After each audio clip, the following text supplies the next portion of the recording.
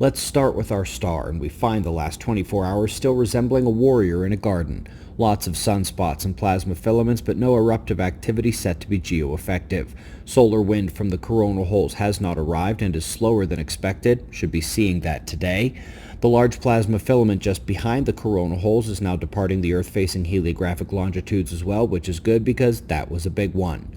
While the flaring levels have remained fairly low, we do have moderate size, high complexity region incoming on the south, new sunspots coming in behind it. They do present eruption risk here over the coming days, so we'll keep an eye on those as well.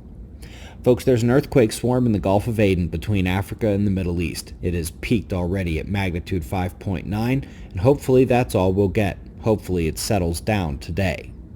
Solid article with animations from NOAA showing the highlights of the solar cycle so far, including a time lapse of the entire 4 years of the cycle so far as we came out of sunspot minimum and entered sunspot maximum. You can see here how we went from basically no sunspots to having plenty of active regions peppered across our star fairly regularly now. We are expected to peak over the next 1 to 3 years, but are certainly in the upper ranges of the cycle already. Since we are tracking the sunspot cycle, let's go ahead and see the sunspot count progression.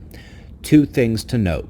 First, we are about as high in sunspots as we got last cycle, with the likelihood of going a bit higher. And for the second part, let's also add in the recent story from Dr. Phillips that the thermosphere is at an almost 20-year high in temperatures. Have to go back to the great Halloween storms of 2003 to see this high of excitement.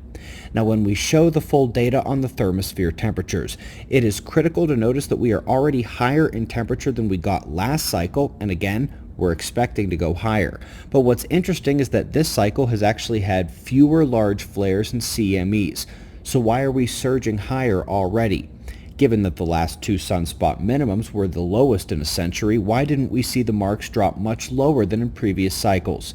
The best answer is that our continuing magnetic pole shift and weakening overall magnetic field strength is allowing more and more impact from lesser and lesser space weather events. We've seen this in about 9 different data analysis vectors already this cycle, and here's another one. Exact same sunspot number as last cycle, fewer impacts, fewer flares, and yet already at higher temperatures and heading higher because the planet is losing its protection.